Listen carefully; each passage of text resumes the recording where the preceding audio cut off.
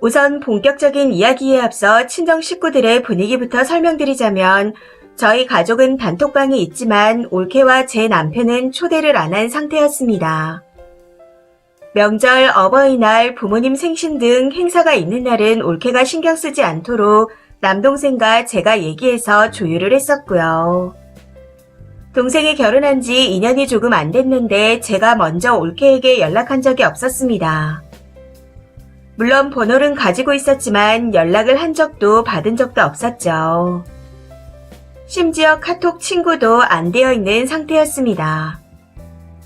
우리 가족 일은 내 가족과 얘기하면 된다. 이런 생각을 가지고 있었고 올케를 불편하게 하고 싶지 않아서 부담 안 주려고 나름 많은 노력을 했습니다. 한마디로 불편하게 하지 말자는 분위기였죠. 그리고 올케가 서운했다는 부분에 말씀을 드려보자면 우선 올케가 출산할 때 남동생에게 50만 원을 줬었습니다. 100만 원을 주려다가 100일 때 또 돈을 줘야 할 것 같아서 부담이 됐었기에 50만 원을 줬던 거였죠. 며칠 뒤 남동생이 제가 준 50으로 자동차 엔진 오일을 갈고 뭔가를 교체했다 하더군요. 물론 올케한테도 얘기를 했다고 했었고요. 그리고 시간이 지나 아기 100일이 되었는데 본인들 집이 좁다는 이유로 친정 부모님 집에서 하게 되었습니다. 저희 가족뿐만 아니라 사돈 어르신들도 오신다 하셨기에 부랴부랴 음식을 준비하게 되었는데 문제는 모든 음식 준비가 저와 엄마의 몫이었다는 겁니다. 사실 음식 준비하는 게 썩 내키지는 않았지만 저마저도 안 도우면 엄마가 너무 힘드실 걸 알고 있었기에 도와드렸던 거였습니다. 아무튼 그렇게 100일 잔치가 끝나고 동생에게 또 50만 원을 줬었는데 며칠 뒤 동생과 통화를 하면서 듣기로는 부모님께서 주신 100만 원과 제가 준 돈을 보태서 타이어 4개를 갈았다고 하더라고요. 본인이 혼자 타는 차라면 조금 더 타다가 교체를 했을 텐데 아기도 태워야 하니 좋은 걸로 교체했다 하며 어쩌고 저쩌고 하더군요. 물론 이 또한 올케에게 말했다 했습니다. 그렇게 100일이 지나가고 얼마 후 올케가 많이 힘들었는지 아기를 보면서 저녁까지 차려주기 너무 힘들다. 웬만하면 밥은 회사에서 먹고 왔으면 좋겠다. 하고 동생에게 말했다는 걸 알게 되었습니다. 이걸 낮에 동생과 통화하다가 이러이러해서 회사에서 저녁을 먹고 가야 한다. 하고 말하기에 알게 되었고 안쓰러운 마음에 그날 저녁 저희 집으로 오라 했습니다. 남편이 부산에 출장 갔다가 사온 암소갈비가 있었는데 그걸 구워주겠다고 오라고 했었죠. 그런데 막상 부르고 보니 갈비가 2인분밖에 안 되는 것 같아 동생이 좋아하는 회와 이것저것 더 사와서 밥을 먹였습니다.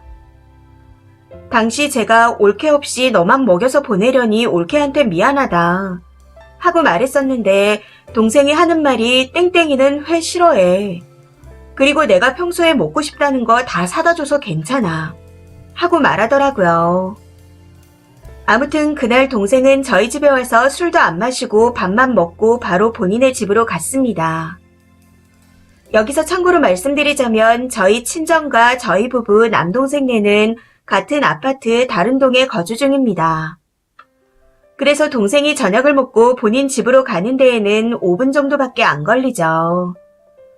그렇게 그날은 별말 없이 지나갔었는데 문제는 지난 주말 친정 부모님 댁에 다녀오고 난 후에 일어났습니다. 남편과 관광지에 놀러 갔다가 새조개 샤브샤브를 먹었는데 너무 맛있어서 부모님도 드셔보시라고 샤브샤브 재료가 손질되어 있는 걸 사다 드렸습니다. 부모님 2분 다 양이 적으시고 음식 남기고 버리는 걸 안 좋아하셔서 딱 드실 만큼만 사다 드렸고 바로 드시겠다 해서 같이 준비를 하고 있었습니다.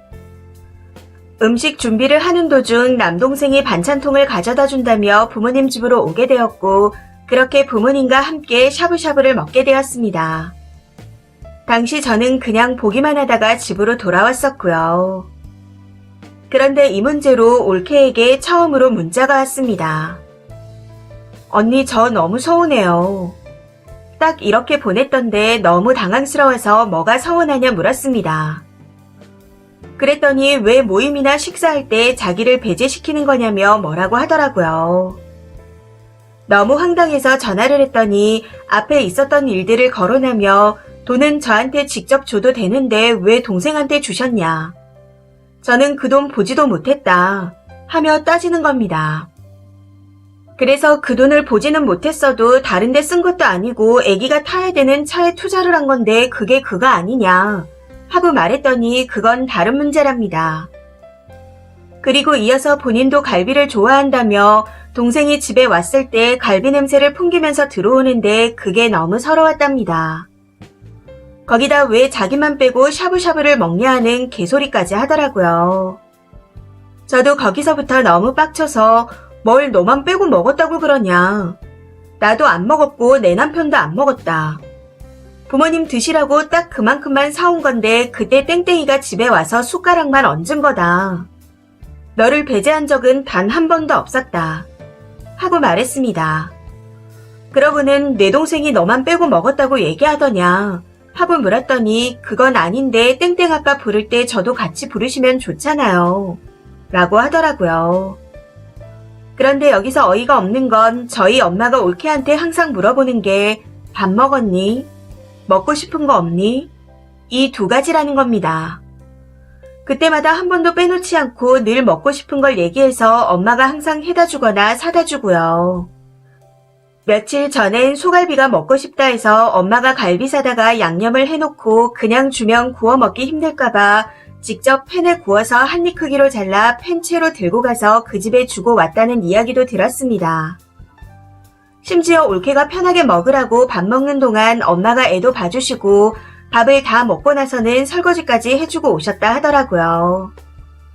그리고 수박이 먹고 싶다 해서 수박을 사다가 일일이 가육만 분리해서 사각통에 한 입 사이즈로 잘라놓고 집 앞까지 갖다 주신 적도 많았습니다. 그냥 주면 음식물 쓰레기도 많이 나오고 먹기도 힘들다고요. 이뿐만 아니라 수육, 겉절이, 해파리 냉채 등등 엄마가 해다 주신 건 수도 없었습니다. 어머님 힘드실 텐데 괜찮아요. 지금은 없어요. 라고 한 번쯤은 말할 법도 한데 늘 먹고 싶은 걸 편하게 얘기하더라고요. 사실 그 꼴이 보기 싫어서 엄마한테 해주지 말라고 말했었지만 듣고도 모른 척 할 수 없다 하시며 늘 해다 주셨습니다. 그래서 저도 위에 일들을 다 얘기하며 너 먹고 싶은 건 엄마가 다 해다 주시고 땡땡이가 다 사다 주고 하는데 밥 먹는 자리에 몇 번 없었다고 배제시킨 것 같아 서운하냐. 그래 알겠다. 이제 널 배제시키지 않겠다. 앞으로 모든 밥 먹는 자리에 너랑 땡땡이랑 같이 부르겠다. 힘들어도 애 들쳐 업고 와서 꼭 먹고 가라. 그리고 얻어만 먹지 말고 앞으로는 다 먹고 나면 설거지 정도는 하고 가라. 하고 말해버리고는 먼저 전화를 끊어버렸습니다. 사실 통화를 길게 했었는데 흥분해서 무슨 말을 했는지 기억이 잘 나지 않네요. 아무튼 저희를 잊고 이틀 정도가 지났는데 시간이 지날수록 더 열받아서 그냥 넘어가고 싶은 마음보다는 복수심이라고 해야 하나요? 이상한 감정들이 생기기 시작하는 것 같습니다. 그래서 오늘은 가족 단톡방에 올케와 제 남편을 초대해버렸네요. 가족인데 우리가 그 흔한 단톡방 하나도 없었다. 더 친해지면 좋을 것 같아서 초대했다. 앞으로 가족 행사 얘기는 이 방에서 다 같이 하자. 하고 말했더니 부모님께서는 땡땡이가 부담스러운 거 아니냐 하고 말씀하셨고 제 남편은 춤추는 이모티콘을 올리면서 좋습니다 하면서 신나 있더라고요. 그 와중에 올케가 한마디도 없길래 너 배제시키는 일 없을 거니까 이제 여기서 얘기하자. 괜찮지? 하고 물었더니 네. 이렇게 딱 한마디 답장이 오더군요. 그래서 앞으로는 여기에다 아기 사진도 올리고 동영상도 올려라. 같이 사진 보고 얘기하면 좋지 않겠냐. 식사 약속도 여기에서 얘기하자. 누군가가 배제되면 안 되니까. 하고 한 번 더 톡을 보냈습니다. 제 마음이 꼬일 대로 꼬였는지 올케가 꼴보기 싫고 좋았던 마음이 싹 사라진 것 같네요. 제가 더 어른이라 이렇게 하는 게 너무 유치하다는 생각이 들면서도 한편으로는 더 곤란하게 만들고 싶어 미치겠습니다. 엄마한테도 다 얘기하고 음식 해다 주지 말고 먹고 싶은 거 있냐고 묻지도 말라고 말하고 싶은 심정입니다. 그러면서 나는 앞으로 올케를 좋은 마음으로 보지 못할 것 같다. 이런 얘기를 할까 싶기도 하다가 그냥 넘어가는 게 맞나 싶기도 하고. 하루에도 수십 번씩 생각이 왔다 갔다 해서 머릿속이 복잡해 글을 써봅니다. 댓글입니다. 첫 번째. 남동생이 눈치가 없네요. 누나는 남인이 그렇다 치고 남편이 마음대로 괜찮긴 뭐가 괜찮다는 건지. 남동생이 말했던 우리 와이프는 괜찮아는 하나도 안 괜찮았던 겁니다. 두 번째. 당장 어머니가 음식 해주시는 거 그만두라고 하시고 남동생한테 대신 축하금 같은 거 들려보내실 거면 올케한테 먼저 얘기하세요. 남동생이 진짜 처신을 더럽게 못하고 욕심도 많은 데다 눈치도 없네요. 그런데 올케도 지 남편이 등신 같은 걸 글쓴이한테 푸는 수준이라 그냥 끼리끼리 같습니다. 세 번째. 올케가 호강에 겨워서 요강에 똥을 싸고 있네요. 배려하지 마세요. 본인만의 권리인 줄 알았나 본데 앞으로는 동일 노동, 동일 권리를 실천하세요. 잘하면 원하는 대로 달달 볶아줄 듯 합니다. 님 모친도 너무 며느리한테 설설 기지 말라고 하시고요. 사람 대 사람은 동등해야지 한쪽이 접고 들어가면 반대편 사람은 당연한 줄 알고 더 요구합니다. 네 번째. 재무덤을 스스로 팠네요.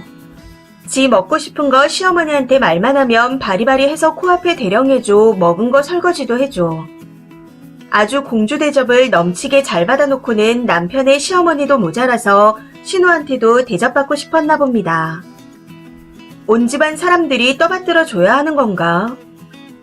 인간 욕심이 끝이 없다더니. 다섯 번째. 진짜 왜 저래? 그냥 계속 불러요. 올케 스스로가 시댁에 배제시키지 말라고 했으니까 일할 때도 막 불러요. 음식할 때도 같이 와서 하자고 하시고요. 거기다 마지막 설거지도 같이 하자고 하세요. 되게 올케가 좀 멍청한가 봅니다. 여섯 번째. 동생이 반찬통을 가져왔다는 걸 보니 하는 꼴이 받아 처먹기만 하는 것 같은데 부모님께도 말씀드리고 따로 음식 해다 주지 말라고 하세요. 왜 그런 건 쓴이를 배제하고 올케만 주는 건가요? 서로 배제하지 말기로 하자고 단톡방에 올려버려요. 이 사연은 여기까지입니다. 시청해주셔서 감사합니다.